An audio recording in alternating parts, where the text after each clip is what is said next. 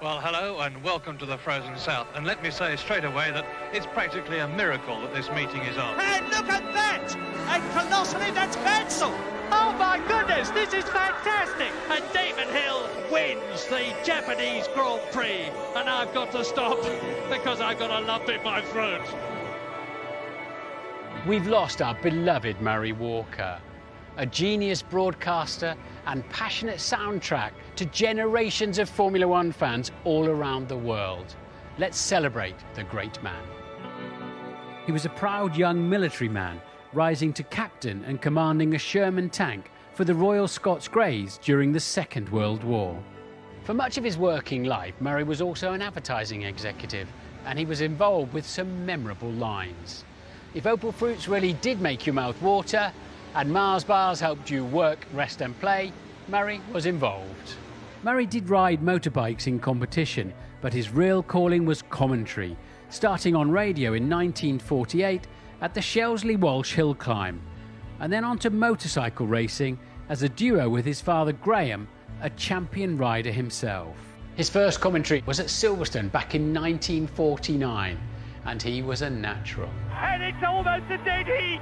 It's Jackie Stewart! And it's happened immediately! This is amazing! Nigel Mansell wins the 1992 British Grand Prix in terrific style! He didn't save his superlatives just for Formula One. Touring cars and rallycross, among others, benefited from his high-energy enthusiasm. Now, that's it! That's it! Bang, bang, and off! Off! Oh, dear. From 1980, he formed a legendary commentary duo with James Hunt. Initially reluctant and not always impressed with James's manner and lifestyle, oil and water really could mix, and they were simply great together. Into the old hairpin, centre is up to third. And after being crowded at the start, a quite brilliant couple of corners by out and centre. James, I have seen lots of people who are incomparably better than I am, obviously, stalling when they get away from the start. So what do you have to do to avoid that? I don't want to make a fool of myself before I even leave. No, you just got to keep the revs up enough to keep the engine running smoothly, right? Murray was welcome and revered throughout the Formula One paddock. He could and would talk to everyone and walk through any door, not least with Nigel Mansell and Damon Hill. That is his wife, Georgie, seeing her husband become world champion. I can't tell you, Murray. I was driving along and I could hear you in my head. I was, there it goes, you know, Jack's out, Murray's off. He was always a gentleman. He was always a very kind and honest but tactful person. He was never interested in just saying something sensational. So I think that the warmth we felt for Murray was that he was intelligent, both emotionally and also intellectually. Murray would come and speak to you, and he'd motivate you, and he'd listen to you and give you some directions sometimes, which was very useful. So I think he was part of the establishment completely, and yeah, most amazing man and human being, and a legend in his time. After Hunt's untimely death in 1993, former F1 driver Jonathan Palmer joined Murray in the box. And then, in 1997, I became the lucky apprentice. What an experience, what a teacher. I'll never forget his energy, carefully gathered knowledge and enthusiasm. Murray was so respected, he was even more loved for making errors. "I don't make mistakes," said Murray. "I make prophecies which immediately turn out to be wrong." His Murrayisms are comedy gold. I'm going to stop the stopwatch and the wheel stops.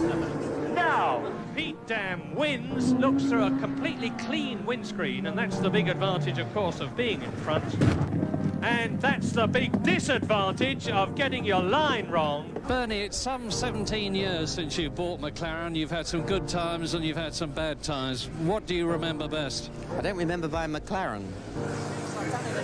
Now, for real spectacular driving, watch this. And nearly, that's it. He had the ability to curse motorsport competitors with his words as well. Prost now on his way to his 6th Grand Prix victory. There goes Prost. I did say to him quietly, behind closed doors, "Murray, please stop predicting anything, please, about me." 3 lights, 4 lights, 5 laps. Pause.